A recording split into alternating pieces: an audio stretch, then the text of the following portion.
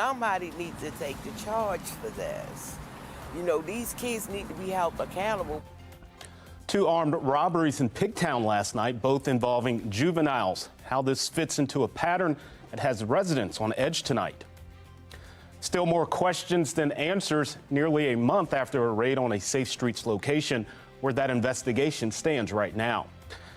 And later, parents, attorneys, and more say current juvenile justice laws aren't working, why one lawmaker says Maryland shouldn't roll back on them just yet.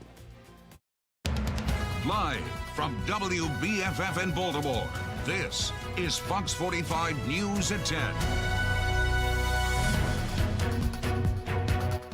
They're going to be wearing masks. All of them have black tops on, some sort of puffy jacket, sweatshirts, different colored pants.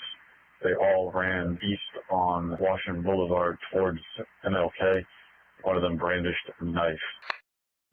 The holiday weekend proving to be a violent one for Baltimore City after police say a rash of robberies in southwest Baltimore last night has police scrambling to solve them, leaving the community on edge tonight.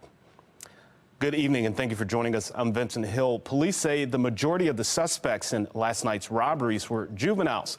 It comes just 3 days after police say 4 teens went on the attack in Patterson Park, and a little over a month before lawmakers meet to discuss the current juvenile justice laws.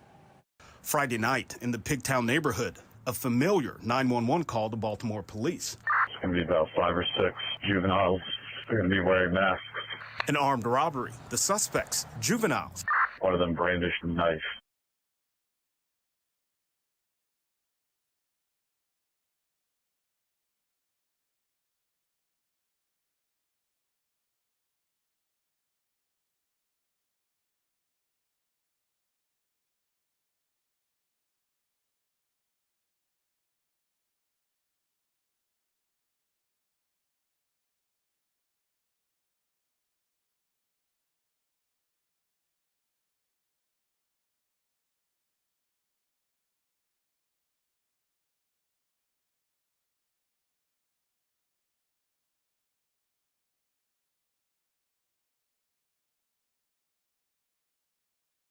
The people that work for you, I've never seen city government so dysfunctional as it is now.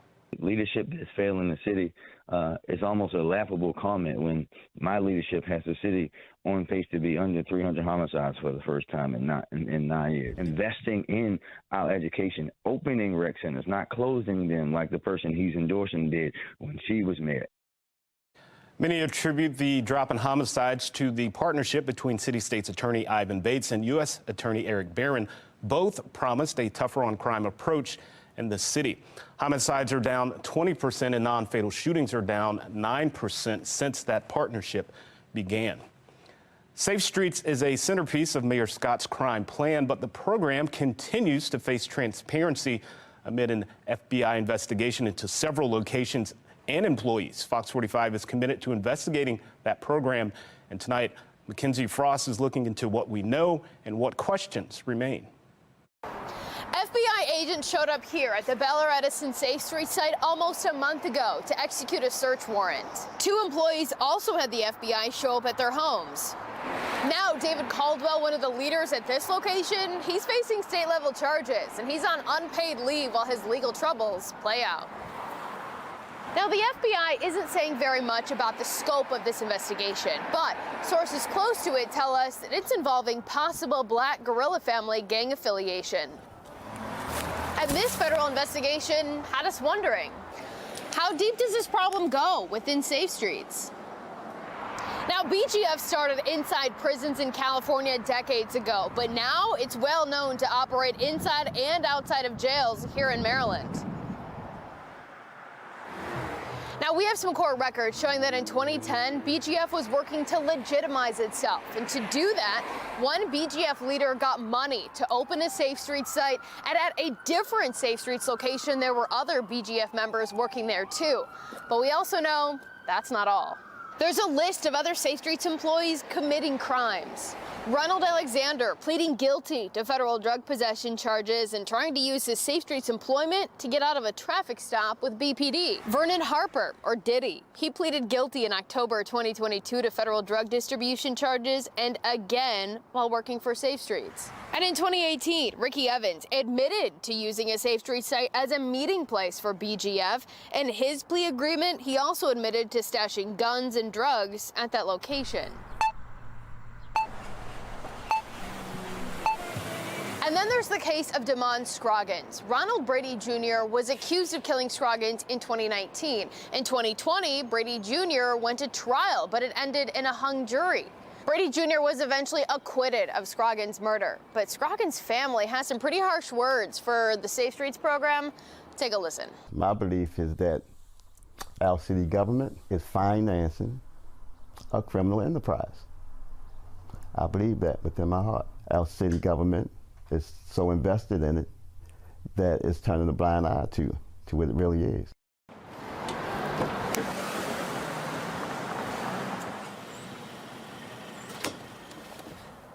And that brings us here to City Hall and the lack of transparency from Baltimore city leaders when it comes to the Safe Streets program. Mayor Brandon Scott won't release the names of the Safe Streets workers, even though the program is funded by tax dollars. These crime issues aren't the only concern when it comes to Safe Streets. We've been asking to see the forms used by Safe Streets workers when they conduct their mediations. We also have documentation showing the program spent thousands of dollars in federal COVID money to send some workers to Los Angeles for training. And now we have some city council members calling for an audit of the mayor's Office of Neighborhood Safety and Engagement, but that audit has yet to happen. And now there's the issue of who's leading the agency. Right now it's interim director Stephanie Mavronis, only because Shantae Jackson suddenly announced earlier this year she was leaving. And so far, a permanent director hasn't been named. And now we have the mayor's race. Former Mayor Sheila Dixon challenging incumbent Mayor Brandon Scott. And the two of them have very different views on the Safe Streets program right now. I think that we need to halt the program. Biggest issue in how it's gotten to this condition is bringing it into City Hall, into city government. It was not a part of city government. Can't you just direct Monzi to be transparent and hand over the information for the public so they can see what's going on with their tax dollars right now? Well, I think that, Mackenzie, the voters of Baltimore voted to have audits, and they voted to have them in this way. And I can't direct the Department of Audits to do that because they don't work for me. And that brings us to our question of the day. Should Safe Streets be put on pause until we learn more? Scan this QR code right here and let us know. We'll check back in on the results a little later in the show. In Baltimore, Mackenzie Frost, Fox 45 News.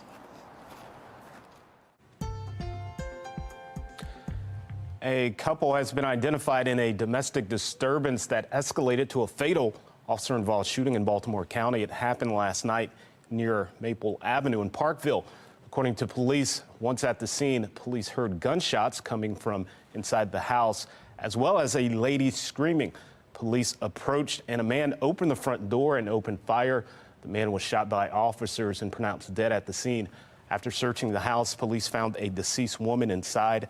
That woman has been identified as 48-year-old Maxine Redford. The man, 52-year-old Arnell Redford. Body camera footage of the incident will be released in the next 20 days. Coming up on Fox 45 News at 10, with violent crime on the decline nationwide, one state is seeing the opposite. Why some say a progressive prosecutor could be the reason. And later, a member of a state government group aimed at stopping hate speech suspended for her comments on Israel, the impacts the war is having here in Maryland. But next, a Maryland law overturned earlier this week, making it easier for folks to get a gun, why the law was deemed unconstitutional and the effect it could have on gun laws.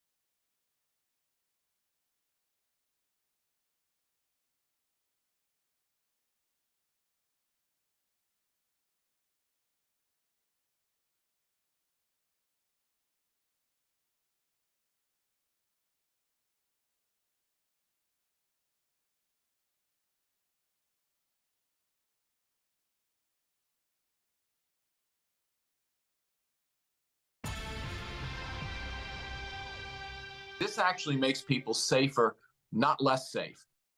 Gun rights advocates are cheering a ruling from a federal appeals court calling Maryland's handgun licensure law unconstitutional. As Jeff Abel shows us, the ruling has ignited a firestorm of debate since it was announced earlier this week. When the legislative session opened 7 years ago, the governor was there to issue a challenge.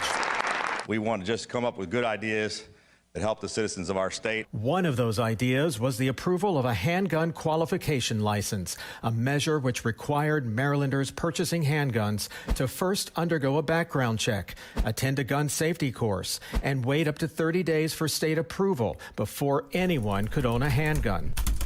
It was ridiculous when they passed it. It did absolutely nothing to deal with crime in our state.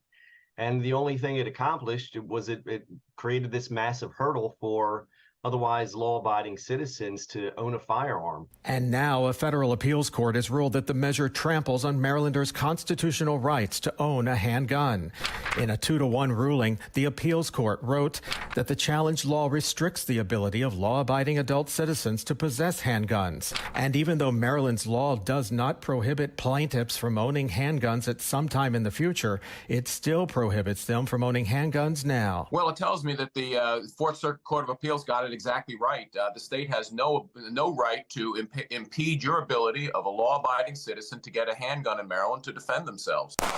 Congressman Andy Harris called the decision a victory for Maryland. Senate President Bill Ferguson predicts it'll leave Maryland more dangerous, writing in a statement that this decision will unequivocally lead to more gun violence and firearm-related deaths. Baltimore Mayor Brandon Scott wrote in a statement, "In a time where the proliferation of firearms is threatening the safety of our communities, we should be more, not less careful about who has access to these tools of violence." This actually makes people safer, not less safe. The bottom line is the criminals are going to have the firearms. Now, law-abiding citizens who honestly live in a society that is increasingly violent are going to be able to defend themselves easier. The ruling comes as the courts examine another gun law more recently passed in Maryland known as Senate Bill 1, which greatly restricts where Marylanders can carry handguns. Delegate Robin Grammer predicts that measure will also be ruled unconstitutional. Every year, we pass another law that criminalizes gun ownership. And nothing has happened except violent crime has spiraled out of control. This week's ruling prompting a renewed interest in guns back in 2013. This was the scene at Pasadena Gun and Pawn the night before that law took effect. Thousands of gun owners raced to purchase guns before the new, more costly requirements took effect. The licensing costs with the law added as much as $200 towards the cost of owning a gun. Now owners will simply be required to undergo a background check and wait 7 days. Gun advocates believe the ruling could save lives. If you're at a store or something and somebody's shooting people and somebody else has a handgun there, I mean, at least you have a chance. Yeah, but if you don't have nothing, you don't have no chance. And that ruling is expected to take effect in the next 20 days. All right, let's take a live look around the region tonight as millions of folks get ready to travel back home for the holiday, gearing up to be one of the busiest travel days this holiday season. If you are traveling on the Bay Bridge tomorrow, which we see there on your screen, the MTA says the best time to travel is before 10 a.m. and after 8 p.m. So let's go ahead and check in with meteorologist Jasmine Lomax to see what we can expect tomorrow. Well, the first part of the day looks good, so that early travel should be nice around the region, but a little later on, we have our next weather maker on the way. So if you're traveling tomorrow afternoon or evening or the night, you may run into a little bit of rain, and depending on where you are in the region, you may even see some snow. But tonight, nice and dry. Current temperatures around the state are in the 20s and the 30s, and those numbers will continue to fall. We're looking at the low 30s with increasing clouds. Then tomorrow, the day starts with mostly cloudy skies. Temperatures will reach the low 50s, keeping us a little bit closer to average. However, tomorrow night, we're looking at our next weather maker, and that's going to lead to showers here. Now, when we talk about the region, there could be a few areas, possibly with some winter weather. Coming up, we'll have a closer look at what to expect as the weekend comes to an end in my Weather Authority forecast. Back to you. All right, Jasmine, thank you. And of course, you can always have the forecast right at your fingertips. Just download the Fox 45 app. Just search for WBFF in the App Store and wake up tomorrow morning with meteorologist Wyatt Everhart for your complete holiday travel forecast starting at 7 a.m. Coming up, the former cop convicted of killing George Floyd stabbed in federal prison. What we're learning about his condition tonight. I'm Kayla Gaskins. Coming up, how citizens are holding officials accountable for rising crime.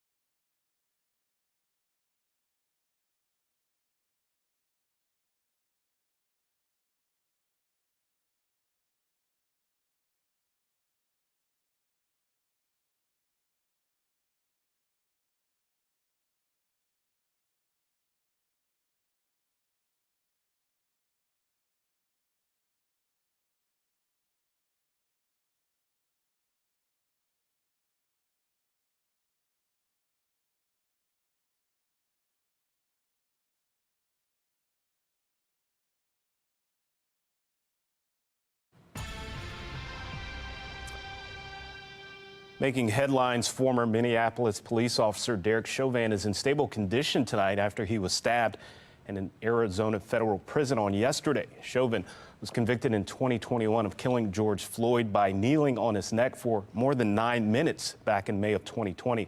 The Bureau of Prisons confirmed an incarcerated person was assaulted yesterday at FCI Tucson around noon local time. In a statement, the agency said correctional officers contained the situation and performed life-saving measures on the inmate. No employees were hurt. The FBI is currently investigating the incident. As violent crime is on the decline nationwide, one state is seeing the opposite trend. Now citizens are trying to hold their elected leaders accountable. National correspondent Kayla Gaskins explains how top prosecutors in California are facing some heat. Communities fed up with rising crime are pointing fingers at progressive district attorneys who often opt for lighter sentences and less jail time for criminals. My concern is public safety. According to FBI crime data, California's violent crime rate is 31% higher than the national average. In Alameda County, residents now pushing to recall their progressive prosecutor, Pamela Price. The recall effort reportedly close to getting the number of signatures needed to move forward. Anybody could be a victim at any time. Business owners are losing their businesses. People are losing their lives. And we continue to not see it as important. LA's progressive prosecutor George Gascon dodged 2 similar recall efforts in the last 2 years. San Franciscans removed their progressive DA, Chesa Boudin, last summer. Boudin, Gascon, and Price all received backing from groups tied to the far-left activist billionaire megadonor George Soros. Soros realized that you don't actually need to change the laws, you just need to change how they're enforced. Soros tends to focus on smaller races where donations can have a big impact. One of the things he noticed was that that the value for money in local races is much higher than it is in national races. It's an effective strategy. In 2022, 1 in 5 Americans were represented by a Soros-linked DA, according to data compiled by the Law Enforcement Legal Defense Fund. Aside from recalling DAs, citizens taking their frustrations to city council races. In Seattle, only 3 of 9 city council members who led the 2020 Defund the Police movement were voted back into office. Leaders of the group pushing for a recall of Alameda County's progressive DA say they'll be visiting Washington, D.C. next month to meet with the Biden administration. In Washington, I'm Kayla Gaskins.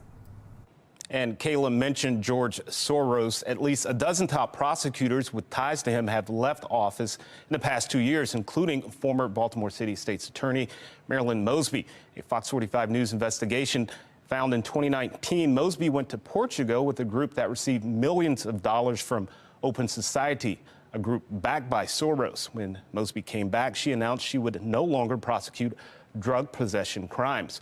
Baltimore City Councilman Zeke Cohen also outlining his work with Open Society on his 2022 ethics disclosure form. Cohen stood by his work, saying he receives money for consulting work done in cities outside of Baltimore. Coming up, Maryland lawmakers calling for a member of a new commission on hate crimes to be removed after her social media post on Israel. The post in question as she responds to the backlash. I, for one, am not interested in rolling back the reforms that we put in place last year. And a Maryland lawmaker making his stance on changes to the juvenile justice laws, why others say there's no time to waste. And we're getting ready for higher temperatures tomorrow. We'll reach the low 50s, but it'll be cloudy and we'll have the next chance for showers. I'll let you know the timing of the rain coming up in my Weather Authority forecast.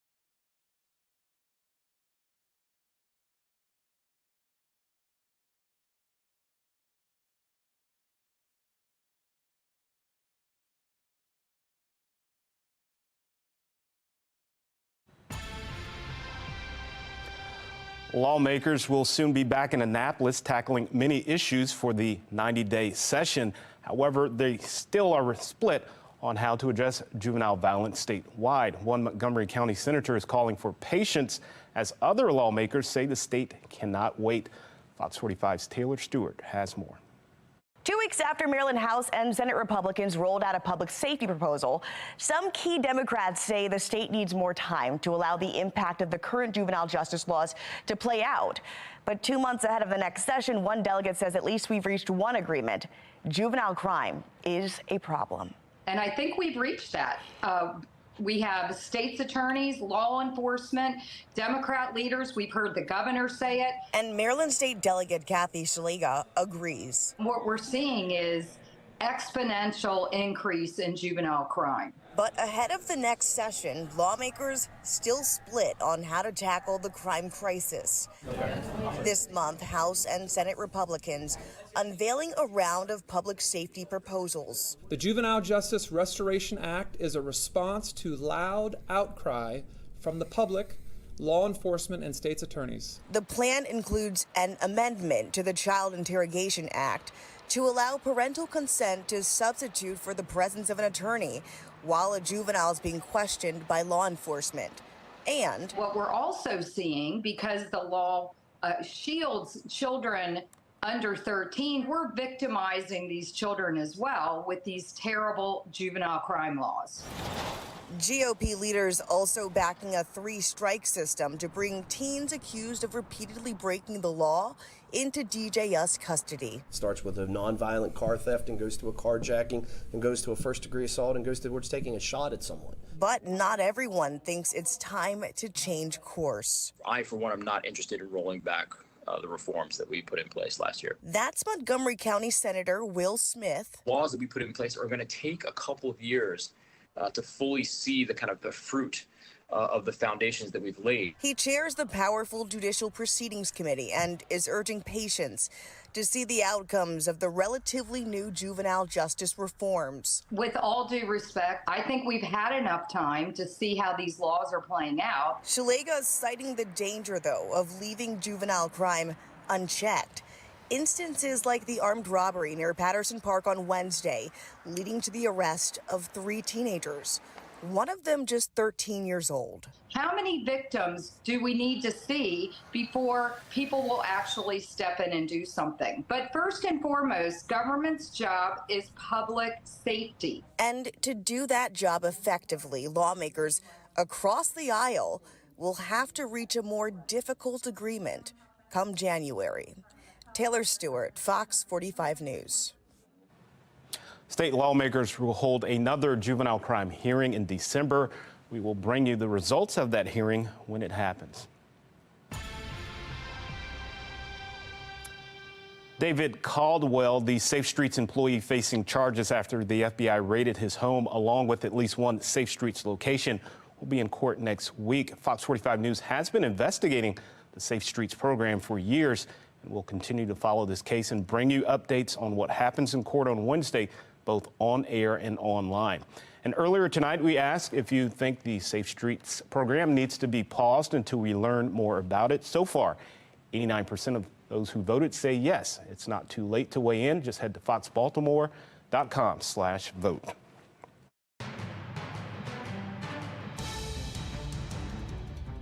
I think that he is succumbing to pressure from pro-Israel voices who are attempting to silence anyone from speaking up.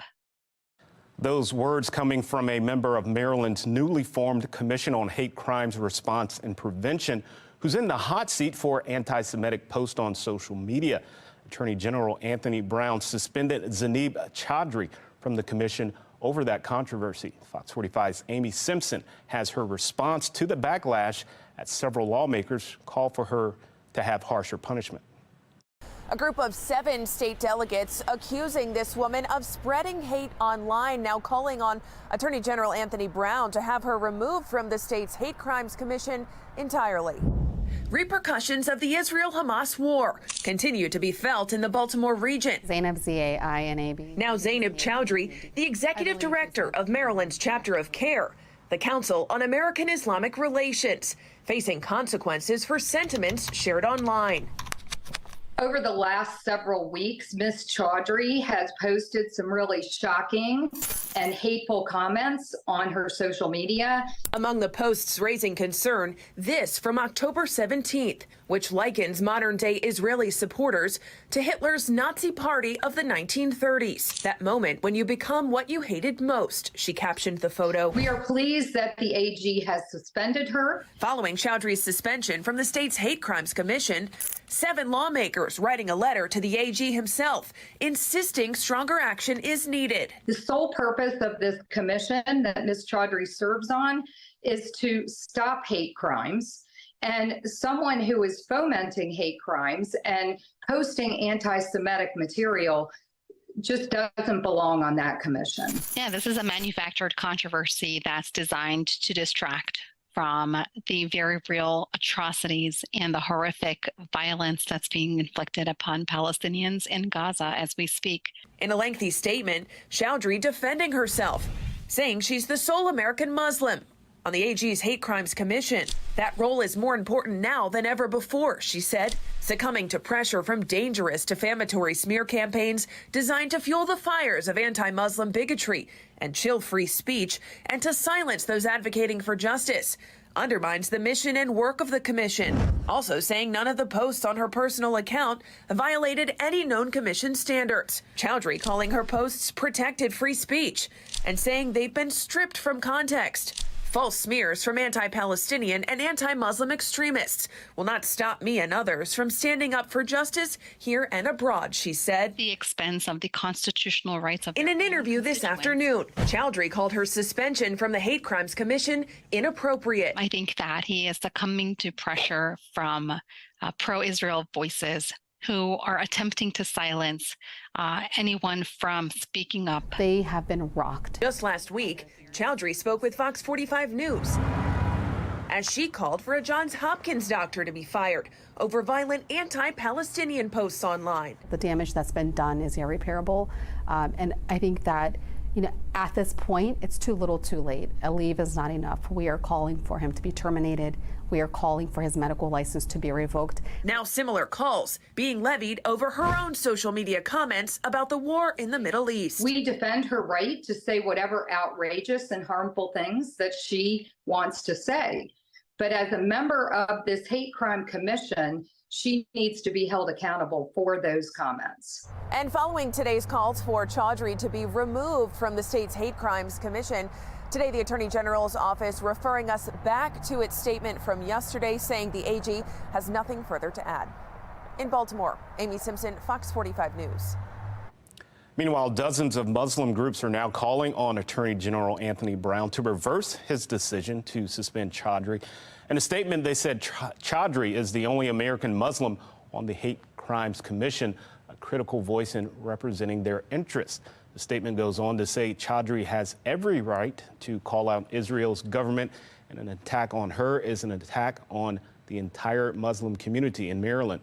More than 4,000 people also signed a community petition in support of her.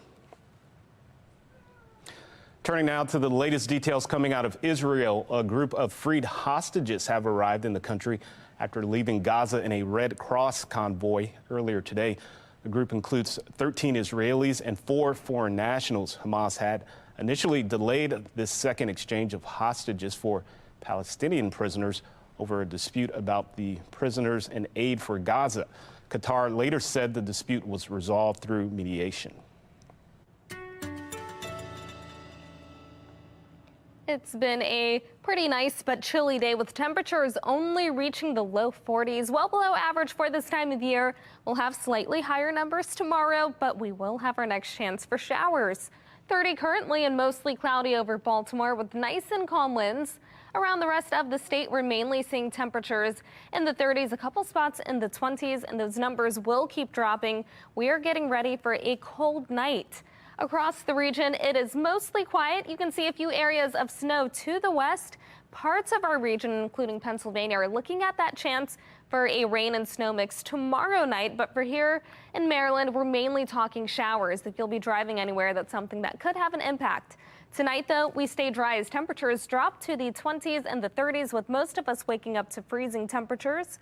By the afternoon, highs reach 51.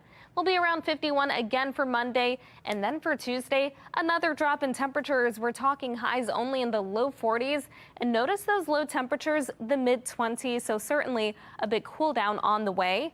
Overnight, more clouds move in. We'll wake up to overcast skies. Then by the afternoon, we have our next chance for a few spotty showers. Now, it won't be a washout, but the showers continue off and on into the early night. Around midnight, the rain tapers and we'll return to a nice and dry pattern with clouds quickly clearing. We'll wake up to plenty of sunshine on Monday morning. Then by the afternoon, still looking at plenty of sunshine as temperatures reach the upper 40s and the low 50s.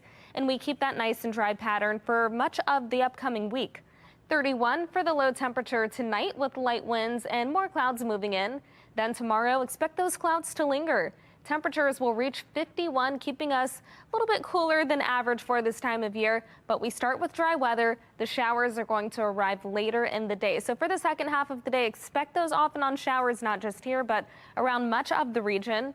Then for Cyber Monday, 51 for the high. We'll return to dry weather with plenty of sunshine. Expect a big drop in temperatures after that. We're only looking at 41 on Tuesday, well below our average of 54, but we'll have plenty of sunshine for Giving Tuesday. Then 46 as temperatures begin to rise on Wednesday. After that, expect plenty of sunshine. 54 for the high on Thursday. Then for Friday, 50s once again. We'll be close to average with mostly cloudy skies, but for the night, we have our next chance for showers. Those rain showers continue into Saturday, but it won't be a washout. We're talking spotty showers. Temperatures will be in the mid-50s. Back to you. Definitely time for that hot chocolate. And speaking of a kickoff to the holiday season at the Maryland Fairgrounds, how you can bring home a beautiful Christmas tree while supporting a good cause.